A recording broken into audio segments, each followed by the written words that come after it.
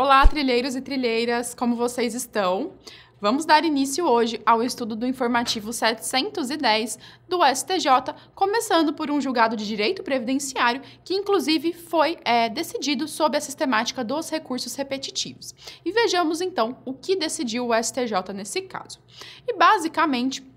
a controvérsia se deu acerca de quais seriam os índices de reajuste adequados a serem aplicados aos benefícios de previdência complementar operados por entidades abertas de previdência. Então, pessoal, o que o STJ trouxe à tona nesse caso, que consta inclusive da fundamentação do seu acórdão, parte da Lei 6.435 de 77, que disciplina o mercado de previdência complementar. Ressalto aqui que essa lei, ela inclusive já se encontra revogada pela Lei Complementar de número 109 de 2001, que passou a reger a previdência privada, ou melhor dizendo, o regime da previdência privada complementar. Mas como essa lei ela foi mencionada, foi central para a decisão do STJ, vamos retomá-la então no que diz respeito, no que se mostra pertinente ao caso concreto. E, nesse sentido, então, nós precisamos trazer a redação do parágrafo único do artigo 22. E esse parágrafo único do artigo 22, ele passou a prever que os valores monetários das contribuições e dos benefícios dos planos de previdência complementar aberta, eles sofrem correção monetária e não simplesmente um mero reajuste por qualquer indexador que se revele inidôneo. Então, é indispensável que haja, de fato, a correção monetária adequada dessas contribuições, desses benefícios, de forma que eles não sejam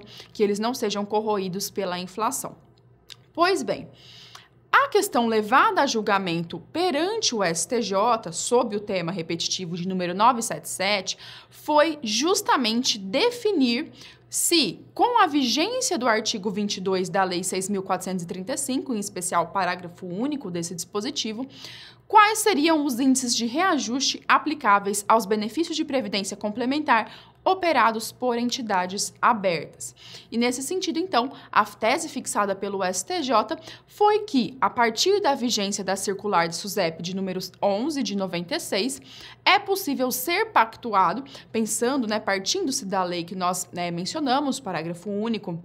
do artigo 22, é possível sim ser pactuado que os reajustes dos benefícios dos planos administrados pelas entidades abertas de previdência complementar passem a ser feitos com a utilização de um índice geral de preços de ampla publicidade. E nesse sentido, nós podemos ter a utilização, portanto, do INPC, do IPCA, do IGPM,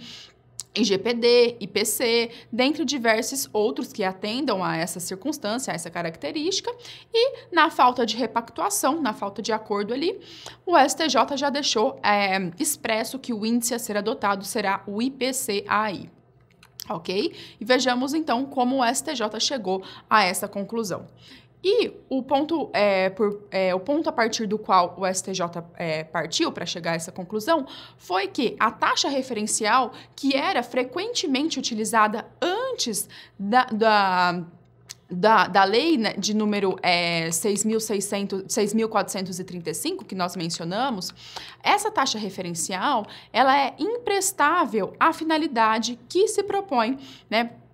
o benefício previdenciário de aposentadoria que sofra uma forte e ininterrupta corrosão inflacionária a ponto de os benefícios no tempo serem corroídos pela inflação. Então, em outras palavras, a taxa referencial ela não é adequada a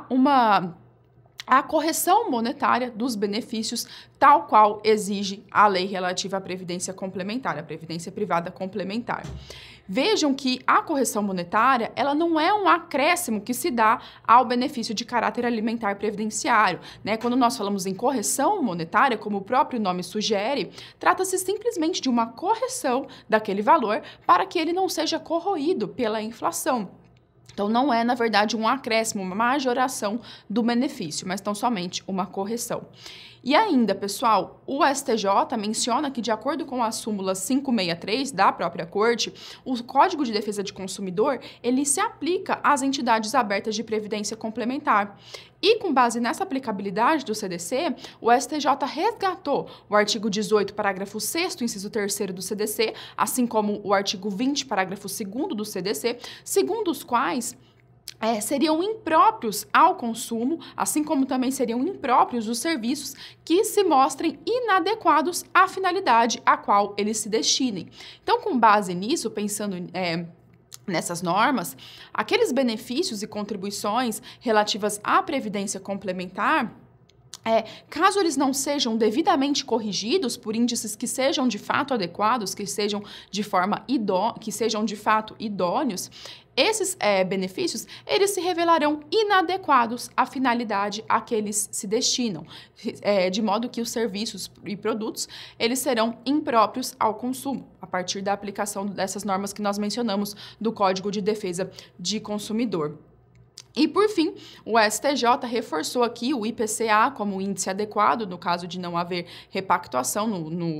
nos planos respectivos de previdência complementar, uma vez que ele é medido mensalmente pelo IBGE, além de ser utilizado também pelo Banco Central como índice oficial da inflação no país, inclusive para verificar o cumprimento da meta oficial de inflação.